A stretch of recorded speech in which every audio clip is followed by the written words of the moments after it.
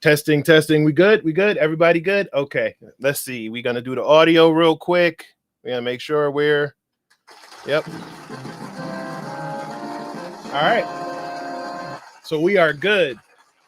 Well, my computer in the background is updating, I guess. Whatever. But ladies and gentlemen, everybody watching, thank you for joining another week of InfoSec Unplugged. You could be anywhere in the world. It's almost Friday. It's almost Cinco de Mayo. It's May the 4th.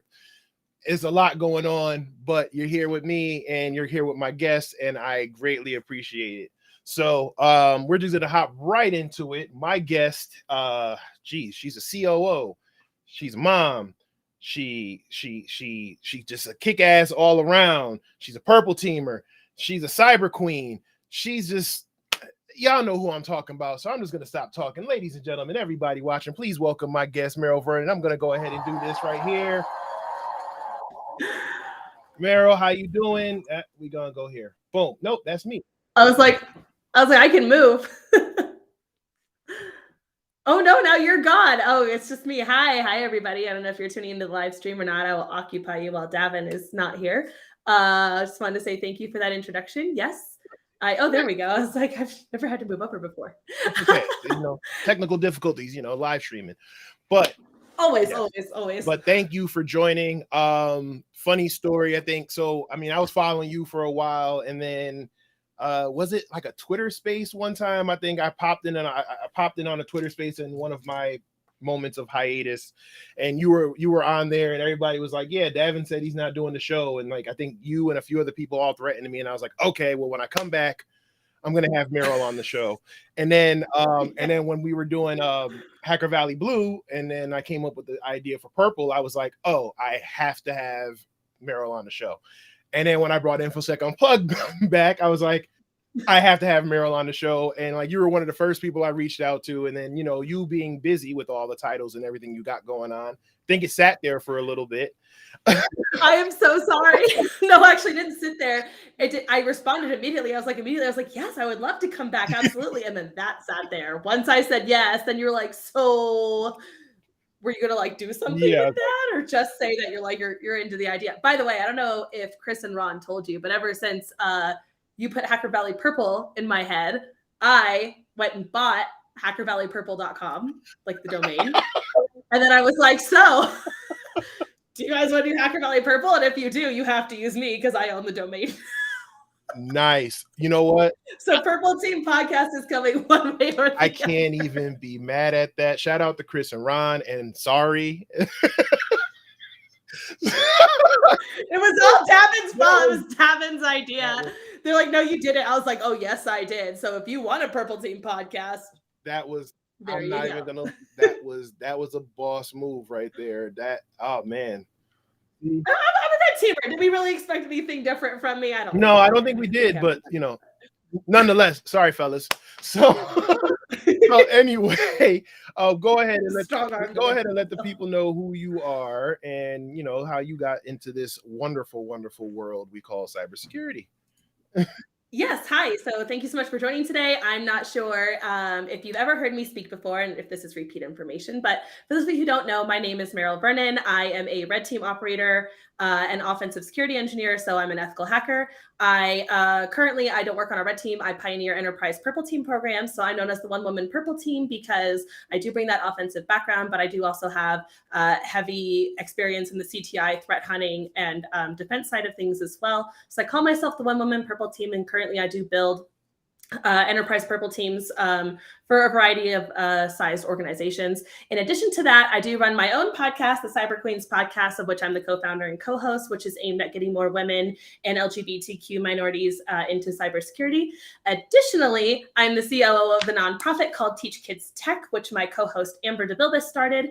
And that is geared towards getting technology and its educational resources to children in underserved communities. So what we're trying to do is address the diversity gap by underrepresented minorities who would not normally be given exposure to these subject matters, and the skills gap by hitting all of the demographics that we possibly can that we think will bring diversity of thought into cyber and drive cybersecurity forward, as I did when I pivoted from a non-technical career 4 years ago now. It's been 4 years. So Love it, love it. And I think that's I me in a think I nutshell. gotta add to your bottom third here now. Cyber Queen, COO, Purple Teamer, and owner of Hacker Valley Purple. And owner of Hacker Valley Purple. So but yeah, that, like I said, again, thank you for sharing that. And yes, kudos to you with everything you're doing with the Cyber Queens and the Teach Kids Tech. And I love the idea of the diversity of thought. And we're going to touch on a couple things because you do have one of the more interesting stories, because you've literally shown that it can be done when done the right way. Again, 4 years, you know, that's fast for, you know, for most people in the field. And you know, you'll have some Yeah. who will, you know, bitch and moan and complain, but whatever. You show you've shown that you've had the skills for it. So now, with that being said, though, I'd love to hear about what you did before you got into tech and how those skills transferred into your career in tech. Yeah, so in my before life, before I got into cybersecurity, I was a social media manager for a hospitality brand. So I was in charge of, growing the social media presence, generating the content, stuff like that. And when I did come into cyber, because I woke up one day and I decided, I'm going to try cybersecurity until I suck at it or I hate it, and neither of those things happened. But I was trying to break into a highly technical and competitive industry from someone as someone with no background, no exposure whatsoever. I'd never taken a coding class. I'd never taken a computer science class. Like the rest of us, I was taught to use PowerPoint and Word coming up through middle school.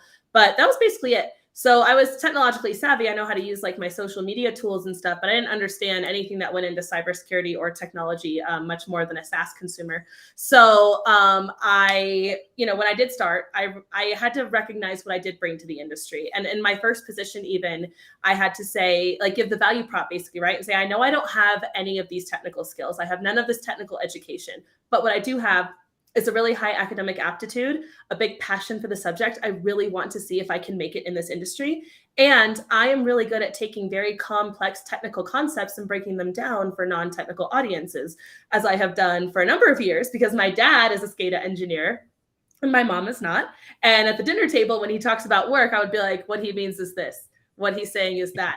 This is bad because. So, I actually got my break in because, and I know all the OSCPs without jobs right now are going to be pissed at me. I got in with no cybersecurity certifications, no training whatsoever, but basically saying that I know I don't have it, but if you give me the chance, I will get it.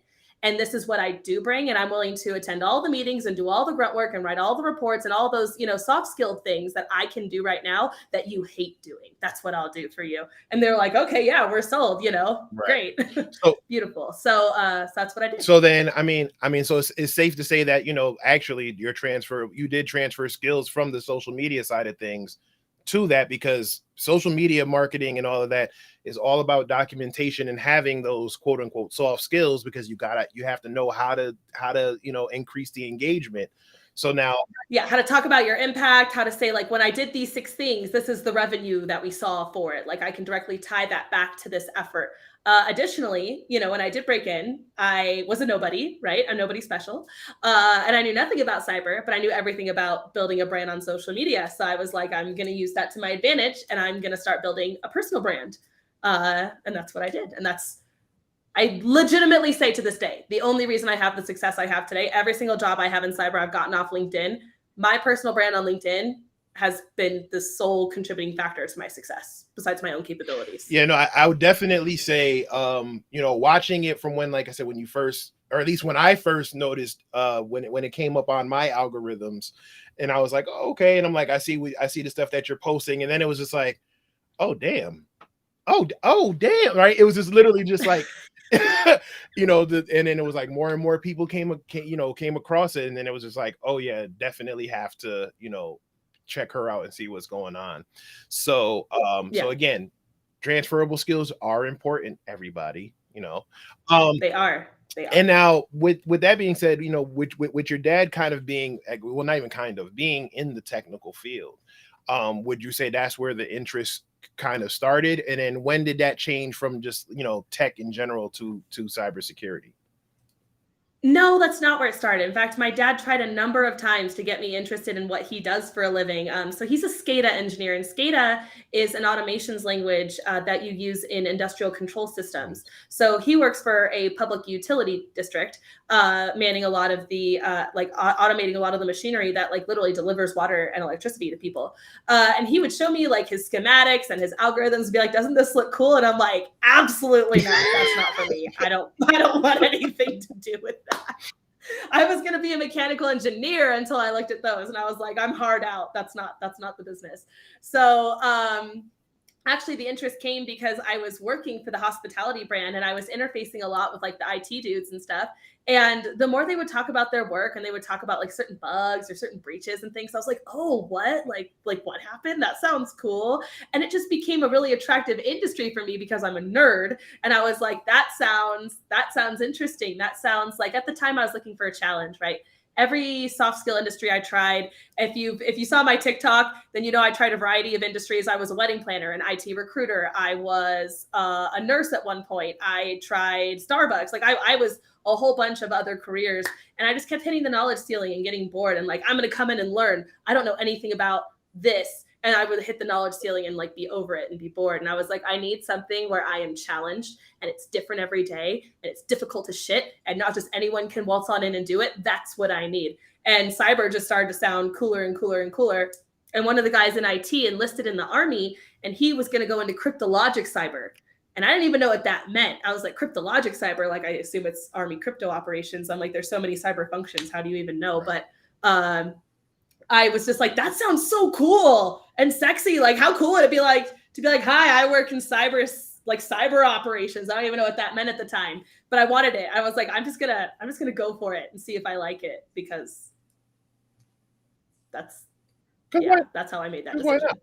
Right? Just flip. One day I was this, and next day I was that. Hey, but it happens. I mean, for me, that's kind of how I would say I stumbled into it, because I was doing IT and help desk and sysadmin work, and it legitimately got boring. Like I tell the story all the time. I was before it was called remote work, I was literally just like, it's not going to show up to work. I'm just not going to go to the office today. And because it got to the point where someone would call me and I could literally troubleshoot the whole process without your process document, without the process document, without sitting in front of the computer. So it was just like, okay, so yeah, on the bottom right hand corner of the screen, if you do that, right click it. Okay, bring up the task. Can you do this? Okay, bring up task manager. Can you do? Okay, close that out. Okay, great, bye. And it was just like, and then what did it for me in the school systems is we kept having cybersecurity issues. We kept getting hit with ransomware. There was a young kid who was DDoSing the network like every day for like 5 months. It was just like, what? Yeah. It was. You guys didn't catch him? Well, it was no. Well, here's the thing. So I did, and this is where the petty comes in. So I kept trying to sell the need for cybersecurity in school systems, and they were like, oh, the budget, and they were like, oh, but there's nothing that's important. I'm like, medical record, social security number, stuff like that. So they were okay with it while I was pretty much doing it, I guess you could say, for free, because I was still doing it at my regular salary of whatever I was making at that time. You're willing to do twice your salary. They love guys like you. And then the light bulb hit me where it was like, if you're good at something, never do it for free. So I said, hey, we should really talk about changing my role and doing this and doing that. And I remember it was like a conversation, and they were like, I'll never, basically it boiled down to like, we'll never justify giving you that. And it was like, okay, cool. So I stopped doing anything security related. So shortly after that, we kept getting DDoS, and they were like, and I'm sitting here going, man, if only there was someone who knew security and was like willing and knew your systems. Yeah, and they were just like, so like, are you going to look at it? No, sorry, because I'm not going to do anything that jeopardizes my future. Sorry, and it literally went like that. And I mean, like the FBI got involved. It was a whole thing. And then finally, like, we met with the FBI, and the FBI was like they were like, can you please, the superintendent was like, can you please come to this meeting? I'm like, fine. And we go to the meeting, and I'm talking, and then like during the meeting, they go, you've had this guy to here the whole time, and y'all are still getting, and they were like, well, why didn't you? I was like, oh, sorry, I'm not the security guy. And then at that point, it was like, okay, we get it, Davin. But then shortly after that, I left. So, but done messed up. They messed up. Pretty much. But you know, you got to do what you got to do sometimes. So You do. so anyway, so now you came from that, you came from social media, you said you didn't really have the background, right? One of the arguments, and you alluded to this earlier when you said the OSCPs are going to, you know, be pissed at you, and you know, that's a fair statement, because they probably will be. But one of the things that they say is, you know, you basically you have to go through the, you know, you have to get it out the mud, you have to go through the whole gambit and all the stuff of all the nonsense and pay your dues. Right. And I was one of the people who felt like I needed to, who fell in that I had to pay my dues. And honestly, that's probably why I have like one foot out the door now. But speak to what you did, you know, to gain that experience, because the truth of the matter is you do have to have some knowledge. You do have to have hands-on keyboard. So what did you do to kind of gain that experience? And then how did you use that with your knowledge from your previous roles in social media to kind of elevate you to where you are now? Yeah.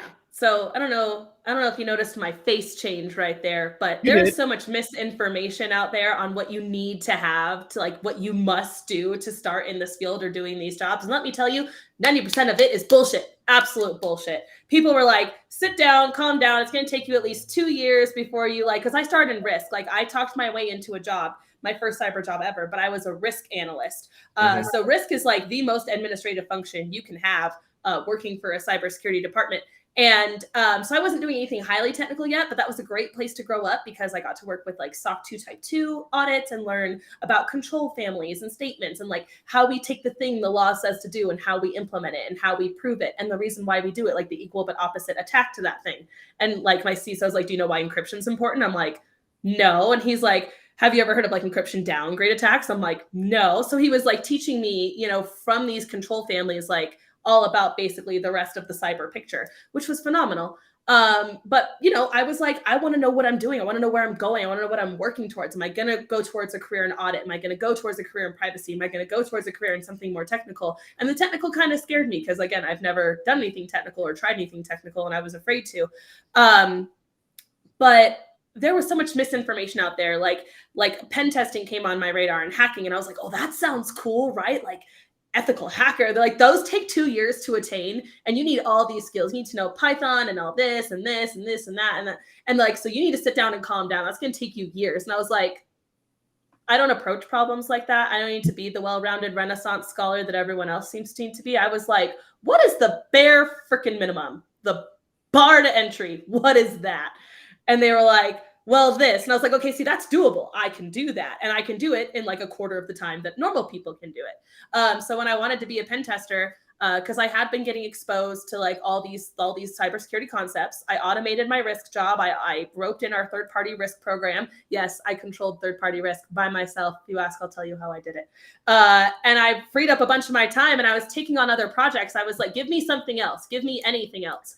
And so I started like admitting our DLP tool and learning what that was and why we need it and how it works. And then I started doing our like VM and asset management platform. And again, like, oh, you can look at this computer and look at our risk score, and you can drill into this endpoint and see how they're running like Windows 7. That's bad. It's very vulnerable. And I'm like, oh, okay. And I'm like learning how you provision and admin all these things from like a big picture point of view. And then I started taking pen test reports from my boss, who was not, she can pen test, like she has pen test certifications, but she was the InfoSec program manager. She was in charge of like all the InfoSec things. And she would just do all these, like she would use all the tools like Core Impact and Burp and everything and like conduct the pen testing and just give me all the findings and the screenshots and be like, here you go, here's a pile of shit, Google it, figure it out, put it into a nice report.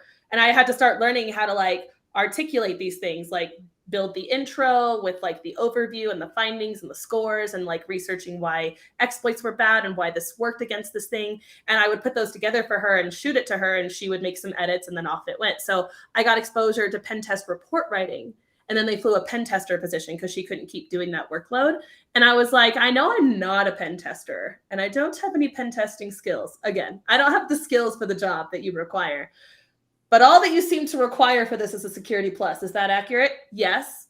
But that generally takes people, again, 2 years to attain. Okay. Oh, geez. But if I got a security plus, I meet the minimum qualifications for this job, because they wrote it to be entry level, right? Like they wrote it for me and one other guy. It wasn't even CEH. It was just security plus. No, just Security Plus, and like the aptitude to learn pen testing. Mhm. And I was like, okay. So I had 3 weeks before the job closed. I bought a book, read it in a week, took the test, failed the first time, used that as a gap analysis, studied some more, took it a second time a week later, passed, got the interview. Like, Boom. objectively, you have to give me the interview now. I don't have Python and all those things that you said I need, but I have the bare freaking minimum. And then again in the interview, oh, go ahead, sorry. No. Go ahead. And then in the interview, I was like, again, here we sit. And you know I have none of the technical skills that you're looking for, but you know if you give me this job, that 6 months from now sitting in front of you will be the professional that you wish I was today. You know I can do it. You know I can keep up with the material and I won't wash out of it. I already know your tools. I know your department. I know all the stakeholders. They all like me because I go to all the meetings on behalf of my department. They like my style. I know your security strategy. I know where you want to go. I know how my job fits into all the other jobs. I know all these things. I know all your systems and all your tools. And that's why you're going to give me the job. You can teach me to bash. Can't teach me all that other stuff that I already know. So that was how I did it. So there's a lot to unpack there. So for one, the overall theme is invest in your people, because you made a valid point. You didn't have the hands-on keyboard skills, but you already knew the infrastructure, you knew the people, you knew the technologies behind it, you've done the reports. So the other stuff will come. And it was a lot smarter to just say, hey, let's go with what we know and who we know is a good fit here, than bring someone in and hit the ground running day one. Yeah. So there's definitely a lot to, like I said, so that first and foremost, and that's something that I've kind of been screaming from wherever I can scream for like the last few years, is investing from the background. Seriously. And then the other part is again, the transferable skills. Everybody feels like, pen testing is this super ridiculously hard, impossible feat, and it's not. Once you get enough of the skills, you can transfer. It's literally just understanding the commands. And guess what? You don't have to know the commands. Like I talk to a lot of mentees now where they feel like they have to know every single like nmap flag and every single nmap script by heart. And I'm like, dude, I've been in it now 8-9 years, and I still use a cheat sheet. I create a whole list of they have checklists for a reason, So it's like, again, it's not necessarily it's not necessarily that you have to know how everything. You just have to know where to find it. And and I think, when people just, so like, I see someone here saying, I just copy it from my notes. Yeah, like seriously, like I have a skeleton baseline of what my typical recon is, right? So everybody uses nmap.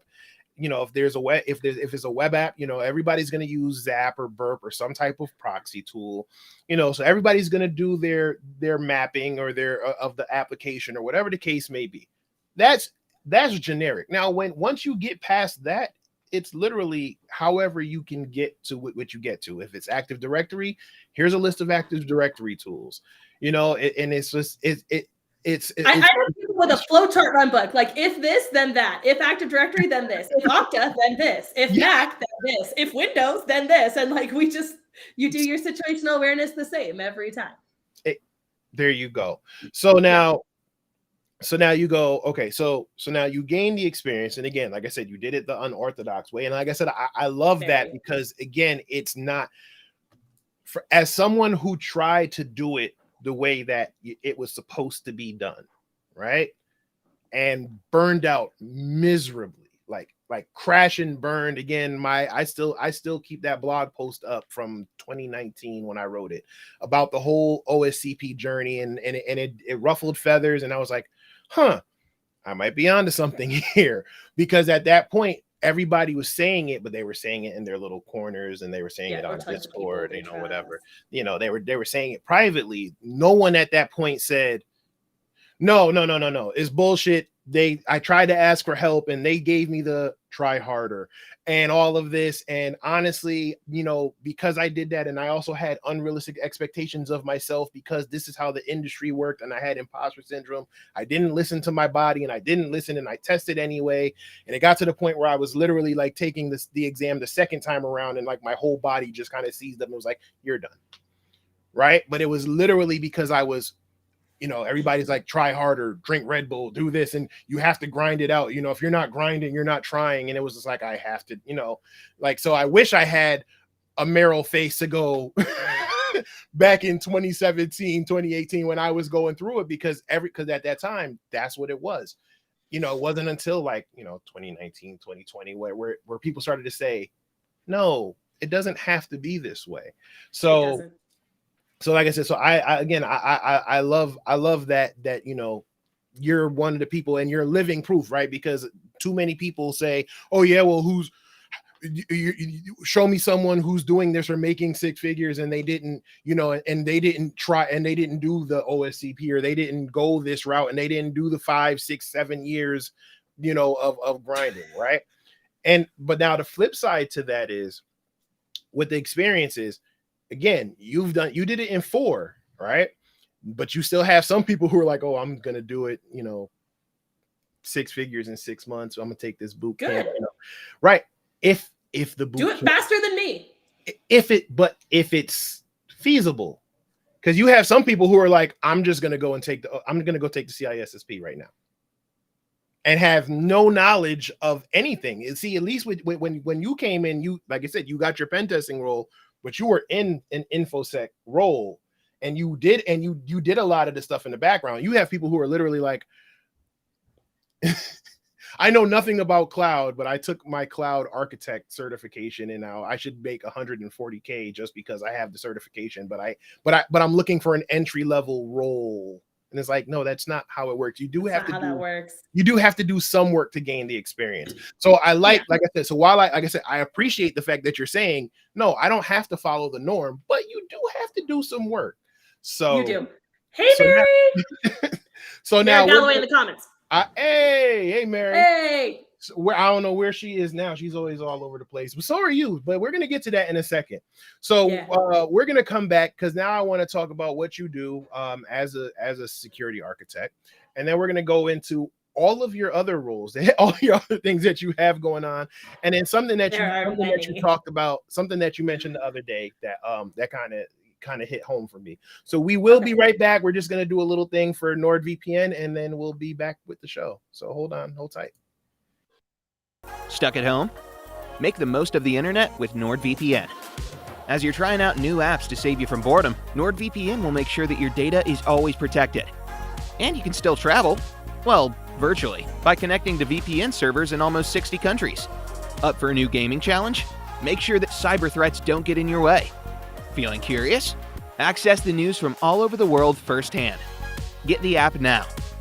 NordVPN. Online security starts with a click. All right, and thank you to the affiliate NordVPN. Actually, they have a whole like slew of things that they offer now. Again, they've done a tremendous job of kind of rebuilding themselves, especially after Troy Hunt went over there and kind of took over stuff going on there. Did he? That's what he went. Interesting. Yeah. After there was a whole thing a couple of years ago, and then they announced it, and it kind of just, you know, it kind of went up from there. So, but shout out to Nord. And you know, when you do click the link, if you do buy anything, we do get a little commission because it is an affiliate link, and it does help keep the show the way we got it going. So, you know, please click that link and support the show. So, so now, actually, let me get that out of here. So, for those who are just tuning in, this is InfoSec Unplugged, and I am talking to the COO, the Cyber Queen, the one woman purple team, Maril Vernon. So, so now you, like I said, so now you went through, you decided you were going to get into InfoSec. You learned the ropes. You know, you learned pen testing from like the other side in, right? Rather than going through the rabbit hole that everybody else felt like they needed to go. And now you are a senior AppSec architect. So talk about what that is on a day-to-day basis, and then also kind of get into the concept of purple teaming. Yeah, before that, I just want to touch on something you said before and just say that, like, a lot of people get the certs first and then think they should get the job, or they have earned the experience level and the salary. I went the opposite route. I had very few certifications. I was at a 6-figure salary working on a red team with nothing more than a Sec Plus. My master's degree, my CEH, my multi-cloud certified, all of that stuff came after. So I was someone who focused on the skills and applying them immediately to my job and giving my bosses return on investment for me as an employee, and hitting that break-even point on the value curve, right? Where I'm not sucking up resources and giving not much value, but giving a lot of value and taking up less resources much sooner. And that is why my career took off the way it did. I actually hit, for full transparency, people, when I was a contractor, I was making like $30 an hour. My first InfoSec salary was a $50K, then $70K within that same year when I got hired on full time. And then my first promotion away from that employer to a different employer, I went from 70 to 110, got a promotion that same year to 150. And so I started making 6 figures within my first 2 years of hacking. So depending on how hard you want to hustle, I don't say everyone should do it. It's not for everybody, but anyone can, if they have the hustle in them, make that much professional progress that quickly. You can do it at any point in time, at any rate of success that you want. Damn it, where's my gem? Where's my gem? There we go. Sonic the Hedgehog, close enough. So, powered up.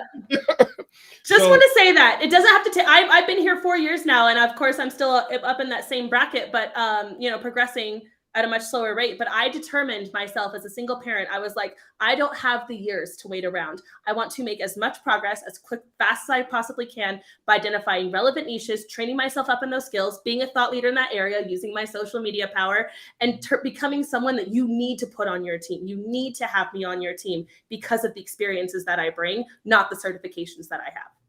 I love that. I love that. And see, we're about to veer off into something, because now, again, it's do the work, right? Put in the work. So you sit back and you assess and analyze what are the needs and what can I do, right? So for me, when I decided I was going to get into tech in general, I felt like I was no longer going to be put in a position where someone else can dictate my worth and my future.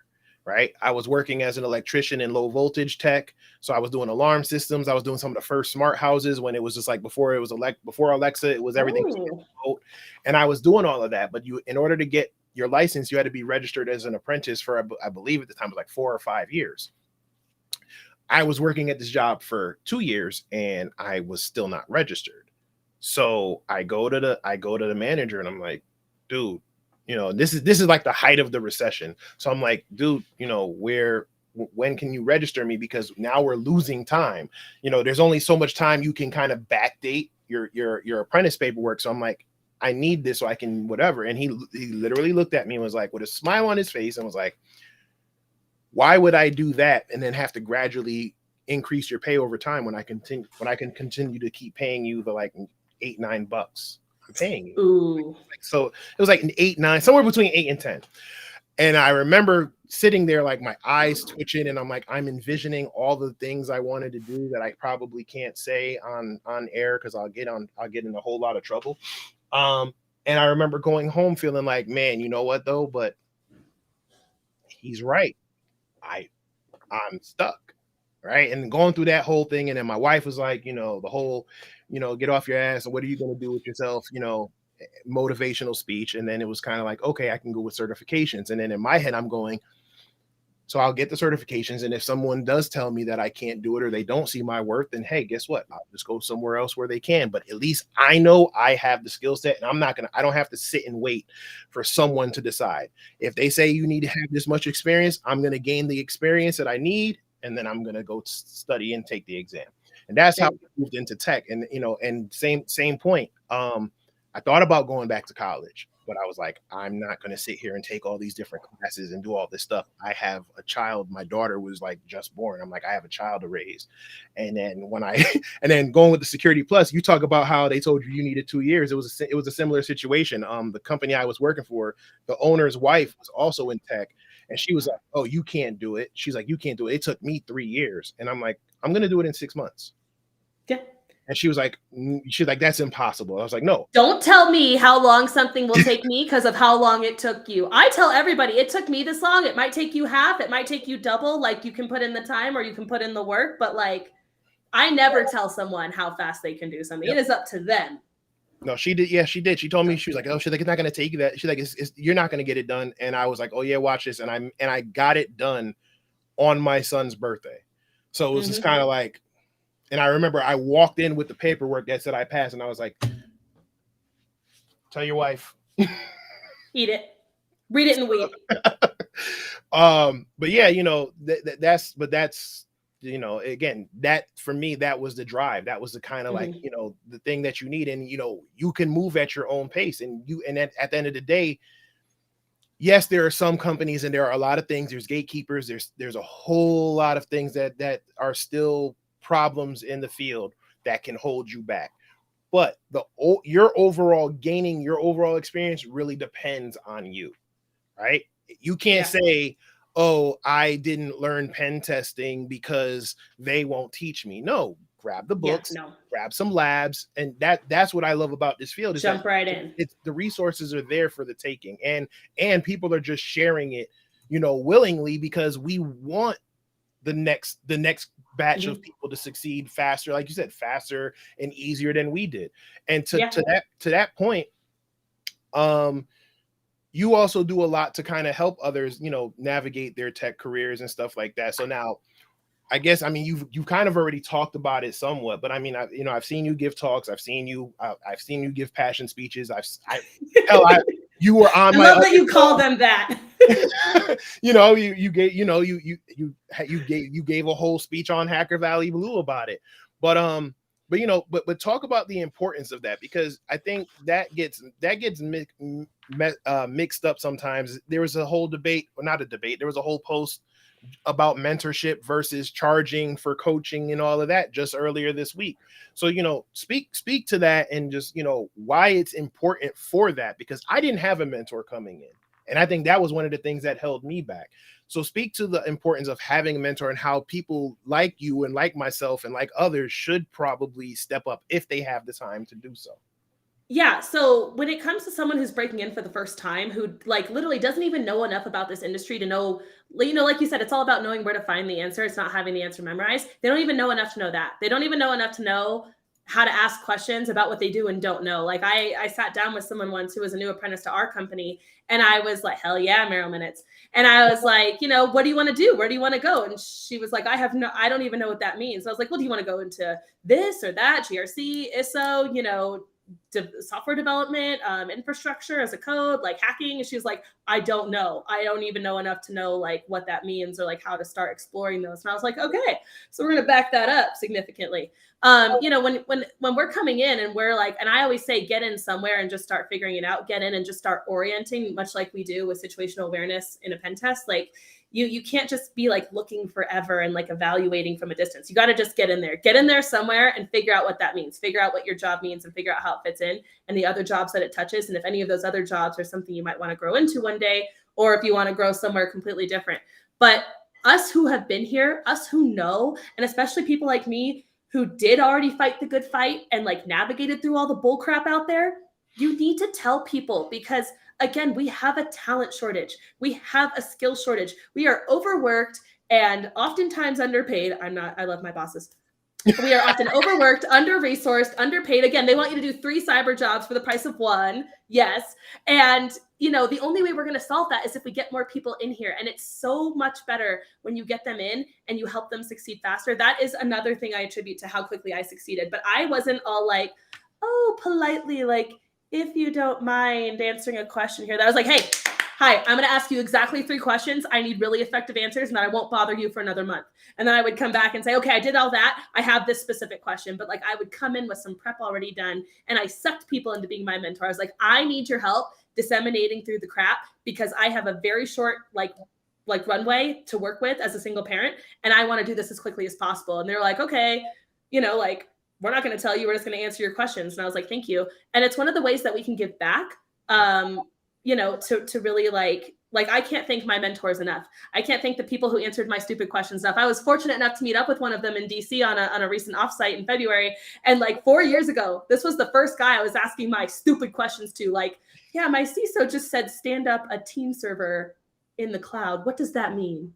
And how do you do it? And he was like, oh God. He was like, yeah, I was worried for you. You were asking questions that like, you're a pen tester already, you said? Okay. I don't know how you got this job, but yeah, here's what that means. And he was like, I was worried for you, but look at you now. And but it took people like that helping me accelerate myself, helping me target my knowledge, target my learning, helping me backwards plan. That's what enabled me to make so much professional progress so quickly. So I am always available for people. I informally mentor a lot more people than I formally mentor because I just don't have as much bandwidth nowadays, but I do still formally mentor a few folks. And if you ever want to ask me a question, get in front of me, ask me a quick question, get out, off you go. And then you come back. Okay, I did all that. Next piece. I'm like, okay, next piece, next link, next buzzword, go research. My boss didn't used to explain to me, I need you to research this vulnerability and give me a write-up such that I could explain it to our C-suite who has the attention span of a 5-year-old. She would send me a word. And I would just be like, okay, that word, that's my new best friend for the next 2 hours until I knew everything about that word, forwards, backwards, upside down, whatever exploit, whatever CVE, whatever breach, whatever incident, all of that stuff. So you just got to take that and, propel yourself with it. But the importance of mentoring, I can't stress it enough. And I saw the post that you're talking about, the one about paying mentors. And I had a really great talk with this about this with Stacey Champagne yesterday, head of Hackers and Heels. And I advocate that mentors are great. Mentors are great if you're a self-starter. But if you're someone who comes to me and expects me to mentor you and also do the work for you and find the answers for you, that's not what mentors are. They help you benefit from their experience. They give you some quick answers, like again, do it better than I did. But we are not here to do the work for you and find the answers for you and find the jobs for you and recommend. Like, that's not our job. That's a coach. And coaches do charge for their services, but coaches are much more involved. They have a much more hands-on than a mentor does. Like, I have a bodybuilding coach. I don't have a mentor that I'm like running some nutrition questions by sometimes. I have a coach who tells me what I lift, how I eat, how to check in, all this stuff, and I pay him. But so if someone wants to cyber coach you, they are going to want money, and they should say that up front. But if someone's going to mentor you, no, mentoring should not be paid. We do it out of the goodness of our hearts, simply to give back, simply to help other professionals. And I still have mentors to this day. I'm not done learning. I'm not the end all be all and all of the cloud and pen testing things. I never will be. That's why I love this industry. So mentors are important. Getting effective mentors are important. Mentors might serve a season in your life. I don't have the same mentors now that I did before. You might have a mentor for a small season. And I've had mentees be like, I'm sorry, I don't think I need you anymore. I'm like, great, you don't need me anymore. Fantastic. Go be the new little fish in a bigger pond and get someone else to mentor you. Yeah. You've graduated the School of Maril. So that's all I have to say on that. Well, and you know what? I'm gonna there's a follow-up question, but for that, before I do that, you're absolutely right. So for me, one of the first people that I would consider a mentor would be my actual ethical hacking instructor, Keytron Evans, right? Ooh. But what he did for me was, it was almost like, if you remember the movie Mr. Robot, when Will Smith was asking the guy or the AI generated person the questions, and he wouldn't answer the question if he asked it the wrong way. And then he would ask the question the right way. He goes, now you're asking the right question. Now you're asking. That was, I still go back to my emails from back then when I would talk to Keytron, and it was like, I would ask and I wouldn't get a response, or I would get something, whatever. And I'm like, that's not, and I'd ask it again. And I'm like, wait, hold on. Then I would finally ask the question. He'd be like, now you're asking the right question. And then he would just drop some breadcrumbs, right? And just kind of let me off on my way. And I'd come back and go, okay, so I figured that out, but this, and this. And then it was like, you're asking the right question, do that. Right. And now I took that, like to your point, I don't have official mentees, because I don't know, it just feels weird. Right. But case in point, like right now, my nephew wants to get into tech, and he literally will go, hey, I'm doing XYZ, this, and this. And I'll go, boom, boom, boom, boom, boom. Ready, go. And then I wouldn't start, continue research. Right. And then I won't hear from him. And then I won't hear from him for a week. And then he'll come back and go, okay, got it. Boom, boom, boom, boom, but that's a relationship. And to your point, where when you have someone who's like, how does Nmap work? Okay, well, Nmap is a port scanner that does X, Y, and Z. Yeah, but can you show me? Can you do this? Can you actually? Okay, well, that Now we're gonna have to get on a Password. call. Yeah. Now we're gonna have to break it down, so again, and if you don't want to do that, go check some live streams. I can point you in the right direction. But now if you want me to actually say, all right, let's carve out an hour and a half of my time. Okay, yeah, now there might be a fee for that. And I think that kind of gets mixed up because then, people are like, oh, you're charging, you're taking. No, I'm not. I literally wrote a blog post. You can read the blog article. If you don't like the blog article, you can watch the YouTube video of the blog article. And I want to say it's such a fine line between, because I know people like you and, JJ and all these people giving away so much of their expertise for free. There's a fine line between helping out for free to pay it forward and knowing your worth and knowing when you deserve to be paid for your expertise. It's such a fine line. And especially we as women, I don't know if men suffer from this, I tend to think not, but we as women are basically guilted into giving away most of what we capably can do for free. We're like, if we don't give it away for free, we're seen as being like standoffish or like only serving ourselves if we're not serving others. So we, in an effort to perpetually serve others, literally bend over backwards. And like, don't get me wrong, I'm willing to give away so much for free. I mentor my mentees for free. We have regular syncs. We talk weekly. In fact, a small plug, me and one of my mentees, Mackenzie Wartenberger, are giving our first talk at the Diana Initiative. It's her first talk. We're talking about 2 women who broke into cyber from non-technical backgrounds, 6 months in, 4 years in. Come check it out if you want to. But that's one of the things, like I'm bringing her along with me. And I'm like, I've done a bunch of this already. If you'd like to start, I will help you learn. I will help you learn the avenues and stuff. But knowing your worth is such an important thing, because I'll give away free value on purple teaming all day. I'll tell you how to do it, how to comprise the team, what the purpose of it is, how to track metrics, all the tools I use and stuff like that. But when you come and like Maril, teach me about purple teaming, I'll do that for free. Okay, well, for my org, stop. Now you want me to design a custom purple team strategy for your org, and that's going to take a significant amount of my time, energy, and resources. And that means that's something else that I'm saying no to. So that deserves to be paid for my time and expertise. So there's a very, like, all you content creators, we all love you and we need you, but like, be willing to give away certain value that you can sustain for free, but know your worth. When people do want too much, it's okay to say that. It's okay. No, agreed. And again, that is something that, I had to learn over time too, because in the beginning, again, the way we do things is just, that's how you make yourself known in the industry, and you have to do it. And then after a while, it was like, but you're not doing that. They're not doing that. Hell, they're charging way too much for shit that you could find over here. I'm not saying names. Did I do that? Did I go there? It's allergies, it's pollen, all over. Sorry about that. But to your point, I sat on a panel one time and they were like, "Would you recommend this for this?" No, hell no. I'm never going to tell someone just starting out that you're going to have to take money that you probably don't have, or that you're probably going to borrow to gain some knowledge that you can probably get, for free or for cheap or on Udemy or anywhere else. Don't get me wrong. I love those. I want one. I don't have any. They're like, do you have any? And I was like, no, I want one, but Jesus, I can't. No. I said, I grabbed, but again, I didn't pay for mine. But anyway, so now moving with that. So, and moving with that, now you decide,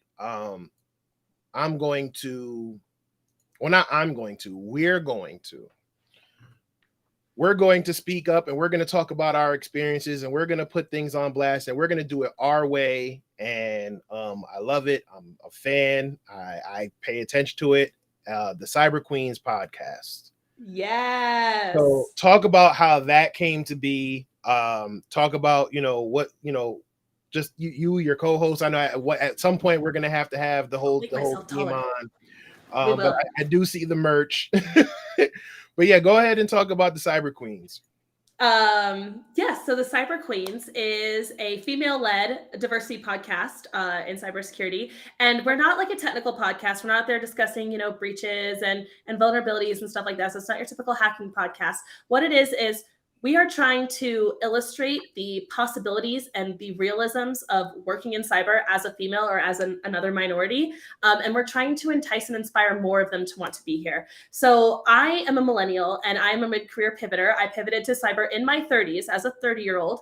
And most of the women I've met who do work in cyber took the same journey. They had another career first, usually a soft skills career. I've met legal, I've met teachers, I've met nurses, I've met estheticians, and a lot of us pivot into cyber. And I'm like, why isn't cyber being introduced to us earlier? Why aren't we being told we can do these highly technical careers sooner? Why do we have the science and the interest in that ridiculed out of us in high school because it's not girly enough, you know? So we're here to tell people that you can work in cyber. You can, and I just met someone literally at RSA. My Uber driver was like, so what do you do? I'm here. I was like, I'm here for the RSA conference. It's like a big cyber conference. And she goes, oh, you work in cybersecurity? And I was like, yeah. She goes, you don't look like someone who would work with computers. You look like you would be, and I didn't say this her words, a model. And I'm like, okay, well, I couldn't model, but like what you mean is you can't look like a girly female and like be a computer nerd. And I'm like, we're here to break those stereotypes. You can look however you want and be in whatever cyber vertical you want. And no matter what soft skills background you come from, there's a place in cyber for you. But we do have unique challenges presented to us as working as females in this field. Hell yeah, cyber queens.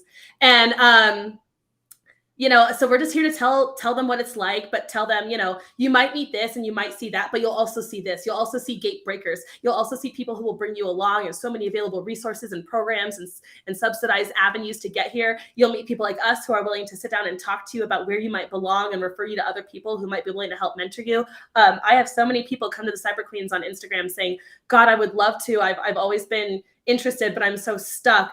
And we talk about their background and their skills. And I link them up with someone on LinkedIn that I know and trust and say, you want to be in cyber sales? There you go. You want to be an IT admin? There you go. You want to work in this? There you go. And I set them off with people who will teach them to bring them up and bring them along. And that's really what the goal of the Cyber Queens is. It's just more visibility and awareness. It's rebranding cyber as approachable to everybody and not just, you know, the good old boys club that you'll think it is because of most of the demographics you see on panels. But we want everyone to be here because we think diversity is what's going to drive our field forward. And you'll see it everywhere. We don't see gender diversity and racial diversity. We need diversity of thought. I am one of the only people in most exercises and incident response situations who has such a unique approach to things. And even my approach to getting into cyber, right? I wasn't like, what do I have to do in your eyes to be here? I was like, what is the bare minimum? How do I hack this process? How do I do this better? I was like, why would we look for that there? Wouldn't we look for that over here? They're like, oh shit, we should look over there. She's got a great idea. Like, I approach hacking completely differently. So but again, that's being a hacker in essence, right? And that's literally the essence of it. And to your point, yeah, you know, we do have to fix the stereotype and the gatekeeping and the fact that most cybersecurity stuff is very stale, pale, and male. But you know, she's like, "Where's your hoodie?" I was like, "I left it at home." Don't get me wrong, I have one. Yeah, but again, I love the concept of breaking the stereotypes because it does. You do have to break those stereotypes because again, I walk around and I tell people what I do and they're like, I was at a esports thing for my other endeavor last week and this lady was talking about how she, you know, oh yeah, I work with drones and I do this and I do that. And, you know, we work with little APIs and I'm like, oh, she's like, well, what do you do? I was like, oh, I actually enjoy hacking those APIs. And she was like, you? It was just kind of like, yes, you know, but you know, I love, like, there was a trend on Twitter back when, you know, Twitter was whatever. Do we look like hackers? Yes, this is what a hacker looks like. You know what I'm saying? This is what a hacker look, and I loved that because it showed that, you know, it doesn't matter you know, what your background is or what you identify as or who you love or whatever. We all have that ability in each of us to say, okay, so that's how that works, but what if? We all did that. We all did that. We were all kids, right? No matter what your background was, you were a child once, right? And as a child, you were curious. So it's there, you know. So and that's what I liken it to. Like, that's why I think I always go back to it because it brings me back to that 5, 6, 7-year-old sitting in my grandmother's house going and trying to put things together and figure out what happens and.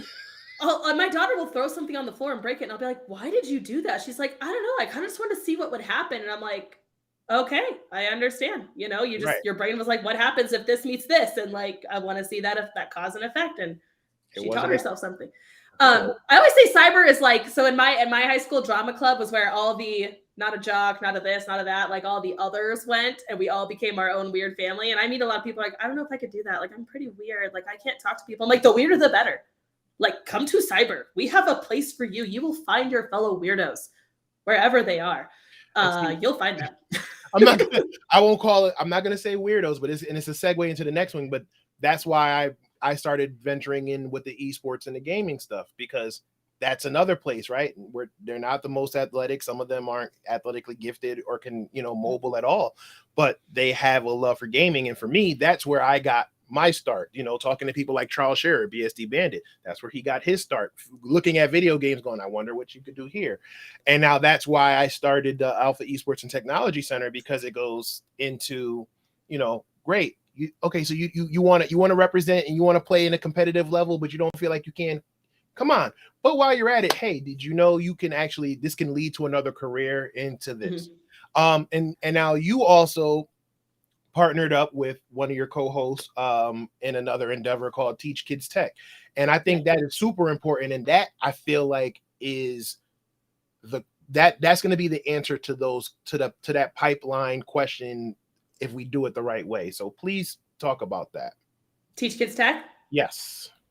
So Teach Kids Tech is a 501c3. We are actually 501c3.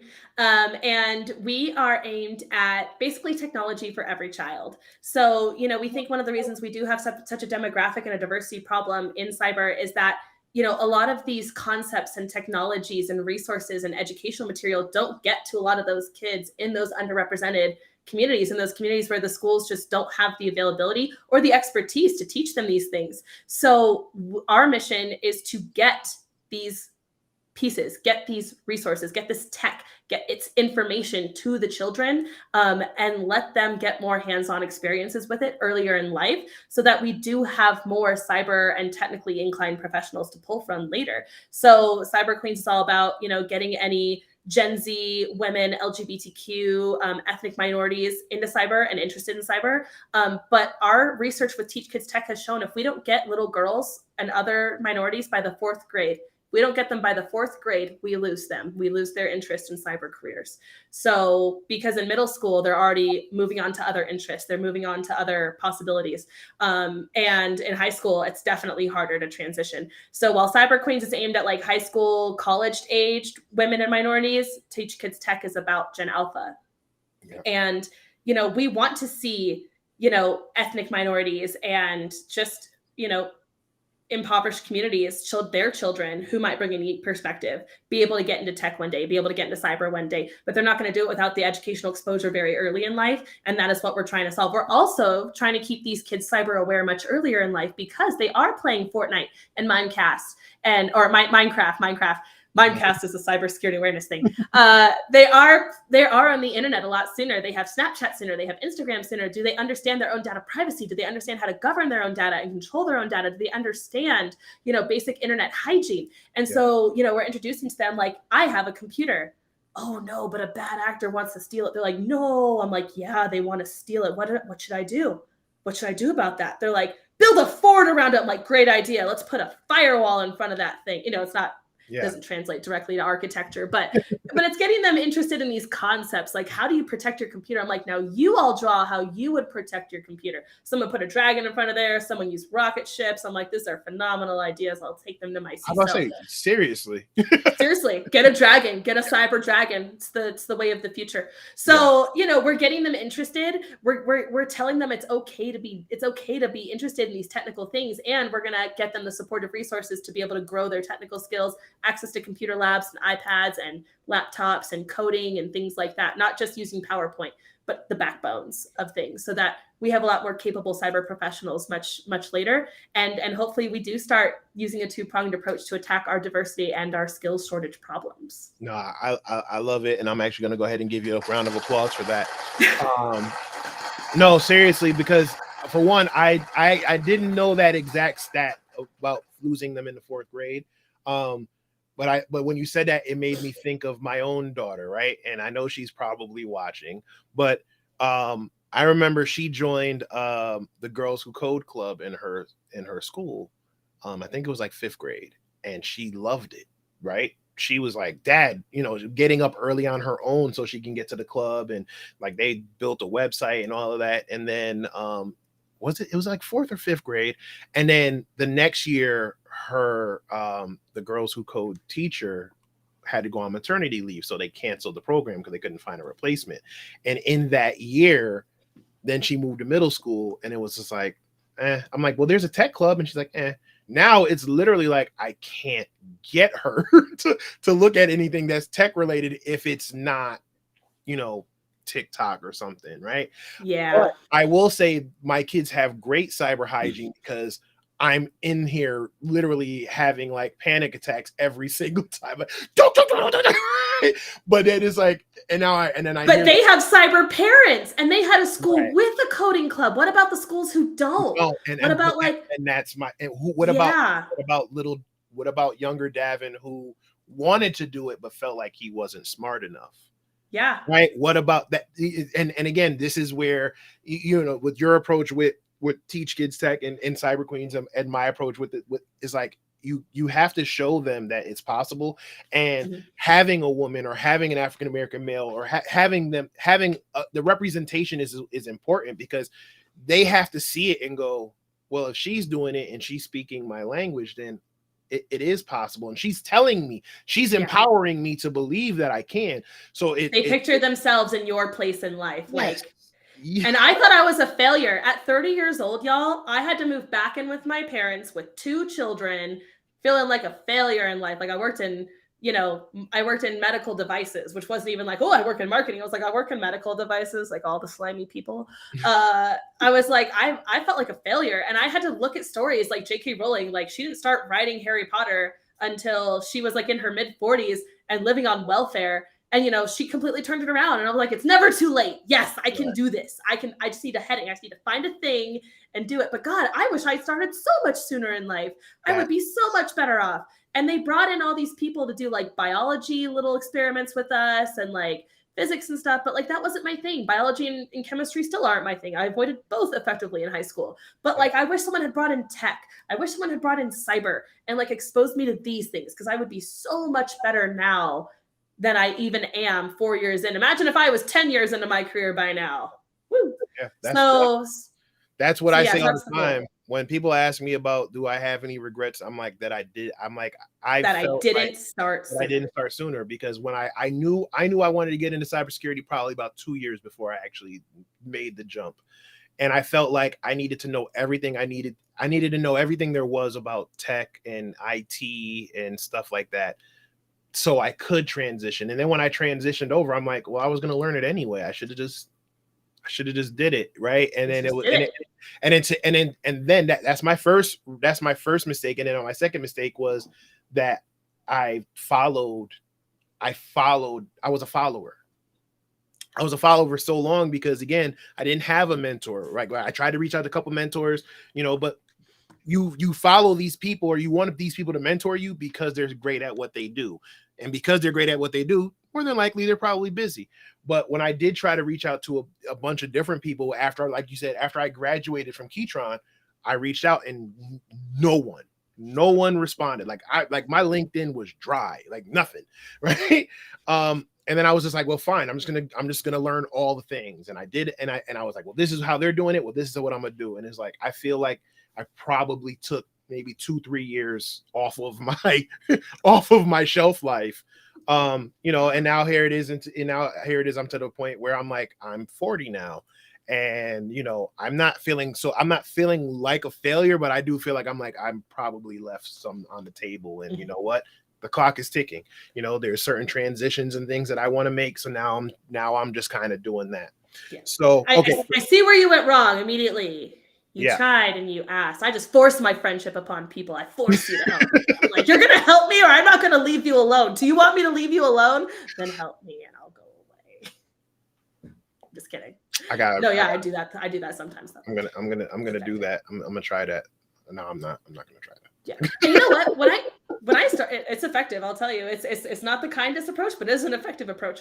When I started all this and I started all my content 4 years ago, and I started like, hey, I'm nobody and I know nothing, but I know nothing and I'm going to start. And if you want to come along, and if you're also knowing nothing and want to start, I hope this helps you. Like, I didn't know it would blow up so big. I didn't know it would take off the way it did. Like, it was literally just that there were so many people experiencing the same struggle. But again, like you said, no one wanted to talk about it. I was like, I'm willing to be the freaking effigy. I'm willing to take the bullet for everybody. I'll make a fool out of myself. I don't care. I'm not afraid to call out a port wrong. Eviscerate me in the comments. Educate me. That's free education that I didn't have before. Thank you for that.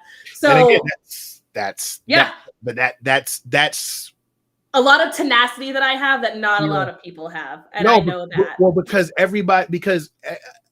everybody is somewhat scared to say the wrong thing, right? Yep. When I first started creating content, I made sure all my I's were dotted, all my T's were crossed, because there was a phase there where I felt like I literally had to fight for my right to exist on InfoSec or tech social media.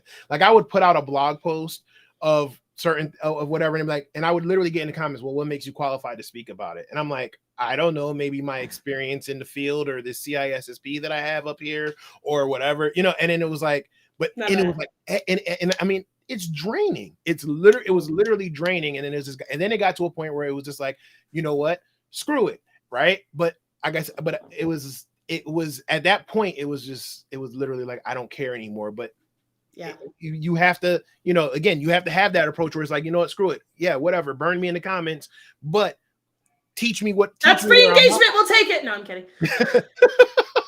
But see, that's it. See, transferable skills, social media. There you go. All right. So we're going to get into the last 3 questions, and then we have our final. So 4 questions in total. So one of the things that you do that I do feel like is also probably explains a lot into your drive is some of your hobbies.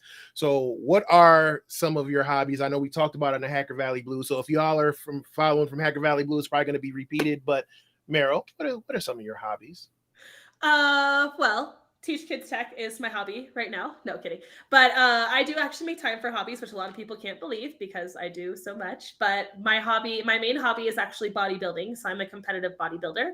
And I'm actually starting a new prep cycle this year. So I'm very excited for that. I took about 6 months off because if something had to give, it had to be the bodybuilding. So I took that time off and now I'm getting back into it. The other things I really love to do are to go country line dancing and salsa dancing. I was also on a competitive salsa dancing team.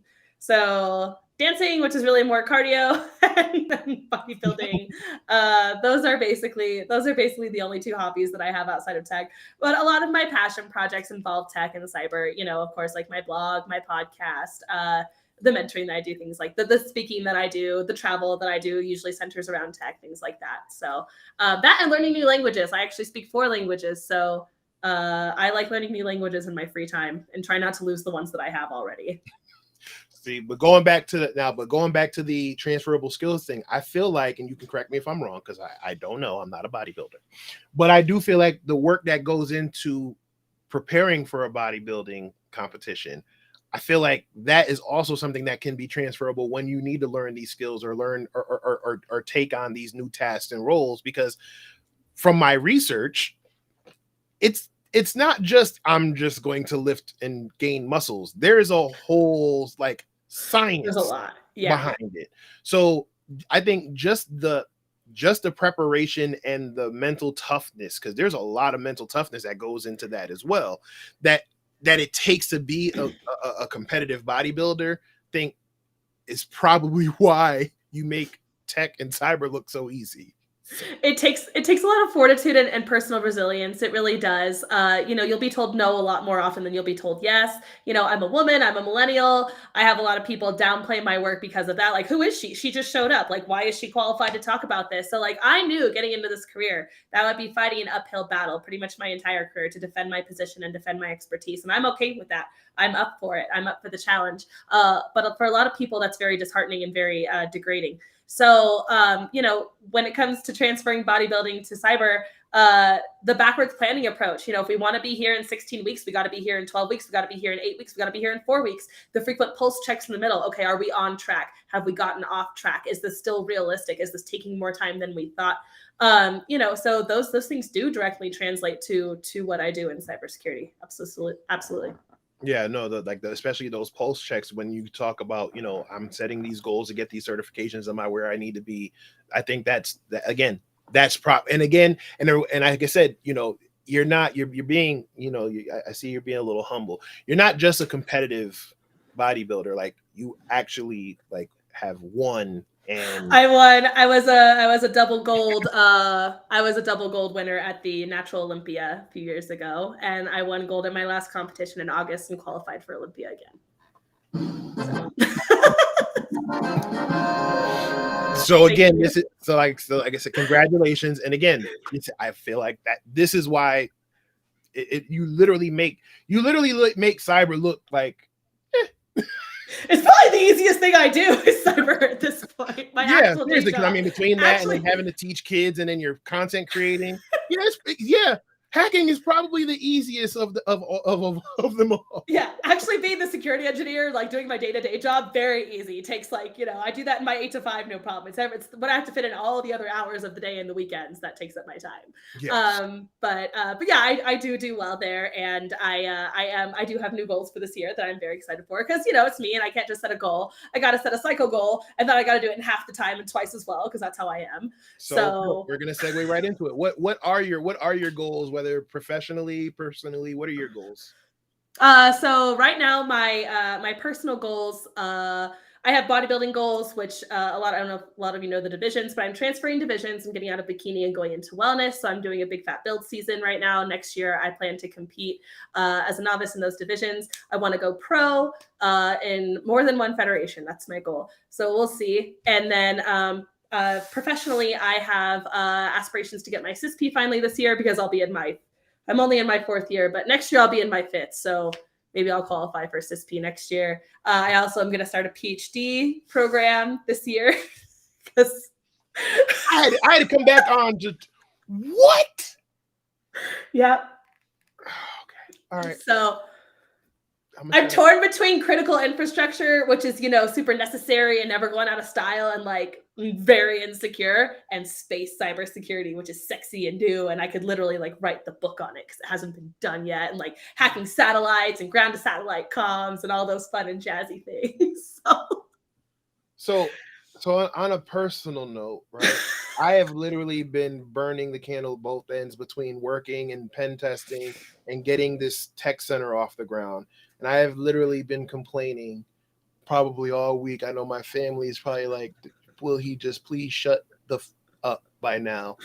And now I'm sitting here on the show live, which again, I'm still exhausted, but I'm like, hey, we got to get the show on, and Maril's going to be on, and I had to get her on because we fought. It took so long. That was my fault. And now Maril comes on and says, yes, so not only am I a lead security architect, I also am a COO of a nonprofit that teaches kids tech. I run my own podcast and organization with my fellow women, helping other underserved people get into tech and talk about the realness of tech. Oh yeah, I'm a bodybuilder. I'm switching divisions. I want to compete in multiple federations. And oh yeah, by the way, I'm going for my PhD.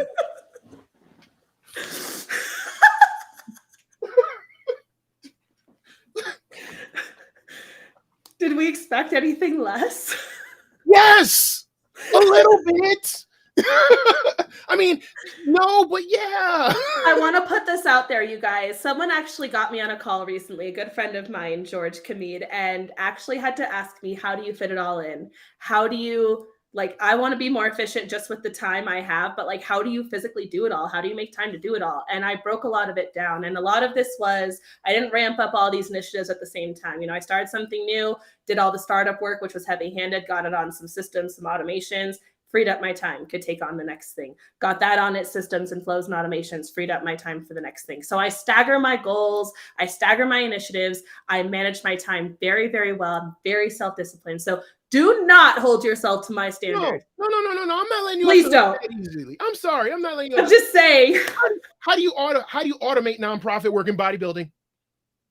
I train up and trust my people, and I outsource a lot of the work to them, and then I just check it, and then I make sure it's all going according to my plan and my vision, and that's how we go. But I did a lot of the roadmap and a lot of the strategy, and I said, it's your job to become an expert in these 5 things. It's your job to become an expert in this. It's your job to figure this out, to find this, figure it out, find these people. check in with me if you need clarification on any of these expectations or criteria. And then I'd be like, where are you at with that? Great. Moving along. Where are you at with that? You're stuck. Okay. Reevaluate, pivot, move along. Where are you at with that? And you have to outsource and automate. It's the only way. So automation through empowerment. Yeah. Damn it. I love God. No, that's not. I love that one. I love automation through empowerment. I'm gonna buy that domain. Good. So, all right. So, last question before the last question. What tips would you give to what tips would you give to people who are looking to get into this field? If you could give elevator pitch. Okay, I would say understand what your strengths are and figure out how to apply those. Like backwards plan for where you think you want to be and what you have today. And if it helps, find someone you admire or someone whose career that you want to mimic and figure out where they were in the previous roles they had and figure out how to get to that first role. But like, if you need to backwards plan and base it off somebody else, then do that. Like, don't reinvent the wheel. Don't come up with your own plan. Like, work effectively, work smarter, not harder. Recognize the strengths that you bring. Everybody brings something. Then it's very crucial to just start somewhere. Start anywhere. Start with a CTF, start with a club, start with a course, start with a very basic entry-level analyst position. Start somewhere and we will help you pivot to other areas. It's very easy to pivot to other areas at that time. And then please start building your personal brand and networking with people well before you need those connections. Like, never once have I been like, well, I need a job. I'm going to start like networking with people now. If you get out there, and I know it's scary as shit and freaky to put yourself out there, but you need to put yourself out there and start letting people get to know you, letting people get to know what you're passionate about and how you function and the work that you want to do. And the more that we know people, the more that we have faith in them. It's like every CEO will tell you, investors don't invest in products, they invest in people. It's the CEO who sells the vision. So please start getting out there and building your networks and involving yourself with us and showing up where we show up and letting us get to know you. And then we are able to help you. So those are the 3 tips that I have. Okay. And then last question. So if you've seen the show before, you should know what it is. But the last question is, I have to find it first. What is your why? What is my why? It has been and always will be fear of failure. No, I'm kidding. It was fear of failure. Fear of failure is what drove me for a long, long time. And then I figured out that wouldn't be enough. It is actually my children that drive me. And it is the pride and fulfillment that I get from my accomplishments that drive me. I could have stopped 10 steps ago. I got to a point where my life was comfortable and I had achieved all of the basic goals I set out for myself, which is provide for my children, not need anyone financially, have a nice home to live in, etc. But I keep striving for more because I learned to love the journey. And it's much the same as bodybuilding. You can't just be in love with the end result. You can't just be putting yourself through absolute hell and misery for the end result. You have to enjoy the journey. You have to enjoy the learning and the work and the stuff in between. I never once got a job that I wanted to have by ignoring the job in front of me and only focusing like, screw being a risk analyst. I want to be a pen tester. So I'm just going to focus on that. I became the very best risk analyst you've ever freaking seen. And then they trusted me to be the pen tester. So you will never make that professional progress unless you can prove that you are doing well where you are already and you're like optimizing that to its utmost capacity.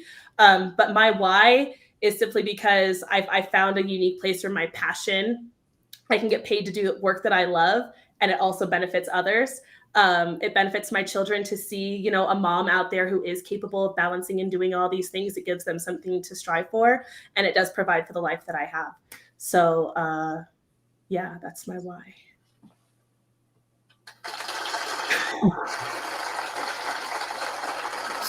So, do the work. Don't follow what everybody else is doing. Automation through empowerment, and love what you do. Boom. So love and success. Yes, love and success. Maril, this has been great. I love having you on the show. I love every time we get on and talk and just have a great time. We got to do this again. You got to bring the fellow queens on, and we'll do that. Until then, tell the people how to find you, which I'm pretty sure they already know, but tell the people how they can find you. You can find me at the cyberqueenspodcast.com, not actually just cyberqueenspodcast.com or the cyberqueens.com. You can also find me on linkedin.com/in/Maril Vernon, or my handles on all platforms are at SheWhoHacks. So please feel free to hit me up in any of those places. I will say some of the DMs get worse than others. Twitter has been my least checked child lately, which is why poor Davin waited so long. LinkedIn is a bit better. I promise. I'm going to admit to all you people here, that was completely my fault, and it will not take this long for me to come back, because we didn't even talk about, I completely ignored your question about being a security architect, and we didn't even talk about purple teaming. So you want to have me back? Yeah, we'll have to for the more job talk. But we do have one, and I do think this kind of plays into what we were talking about. Do you subscribe to the whole jack of all trades, master of none belief, or do you think that's BS? I do, because I think that some security professionals have to be an expert, like CISOs have to have a 1 inch deep but 3 mile wide knowledge of a lot of different domains of security. But those of us who get good, like the reason my career took off is because I niched down very hard. I said, I am going to go 1 inch wide, but 3,000 feet deep. I'm going to be the best web app and cloud pen tester I can be. I'm going to invent a niche, purple teaming, that I really believe in, and put all my time and effort into that and purport this methodology and build it and test it and fail and do better. And I was like, I'm going to niche down on this thing so hard that, again, I am the integral go-to for it. And that's one of the reasons that I do so well. So I'm a jack of many trades. Like I've got experience in a lot of different disciplines of cybersecurity, which is why I can say I'm a one-woman purple team. But I don't say master of none, because I'm master at a lot of things that I do, but not all of them. But I am what I call a learn it all. I have the capacity to learn a lot of different things very easily. So I'm someone who has to come at things and learn very strategically and intelligently, immediately be able to apply that and see return on investment for my time that I spent learning that thing, or I don't continue with it. So it's a shitty answer, but yes, but no. No, it's a perfect answer. There you go. And I will say this, because again, I believe in giving people their flowers while they can smell them. So to watch, like I said, you saying you came into the game 4 years, and like I said, you've probably been on my radar for probably a good 2.5 to 3. And to see what you've done and accomplished in that time is amazing, and I applaud you. Thank you. To your point about purple teaming, and everybody knows how I feel about her. When you hear purple teaming, everybody always thinks of Tanya Janka, right?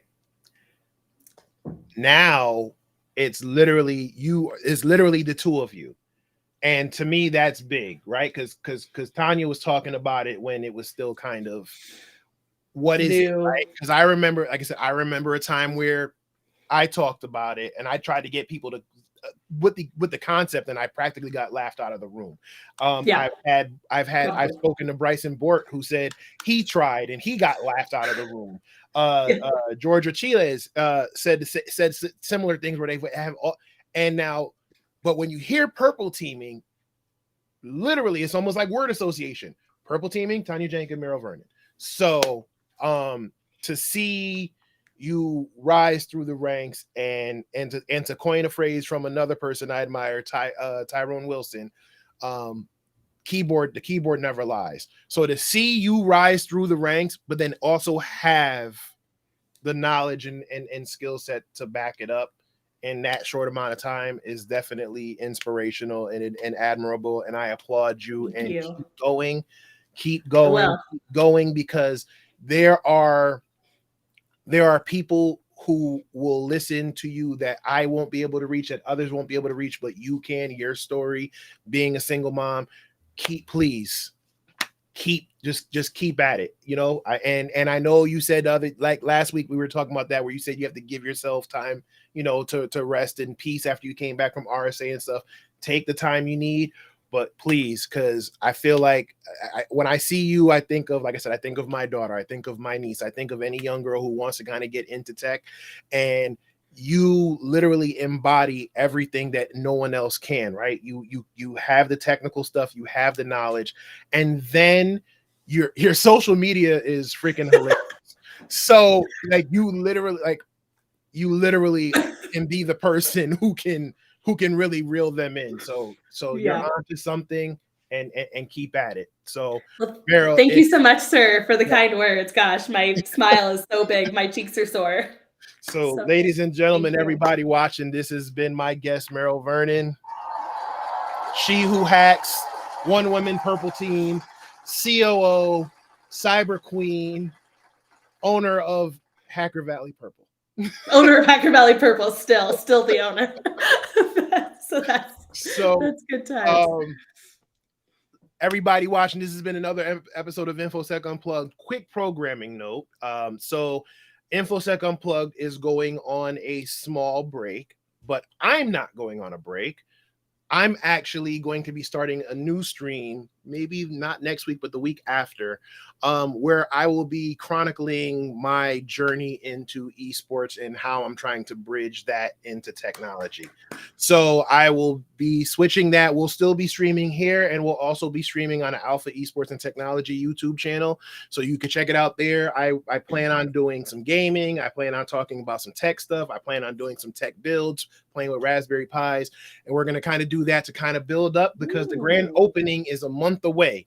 So we are opening up the center June 17th. So if you are in the North Georgia area, hit me up for information. I plan on doing a lot of, like I said, a lot of cool things around esports and gaming, but I also plan on having some cyber stuff in there. Like, I mean, it's not big enough to be Vegas, so we can't have like a DEF CON thing, but maybe we do like a small little village, a couple days of talks and stuff like that, virtually and in person. So, but yes, I'm going to be starting that, and then I'll be back with InfoSec Unplugged.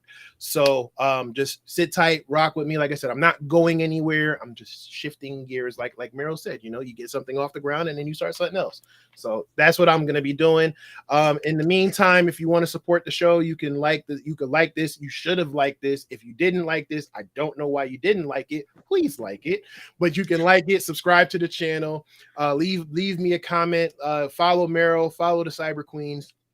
If you want to do it monetarily, you can buy me a coffee. Lord knows I need it.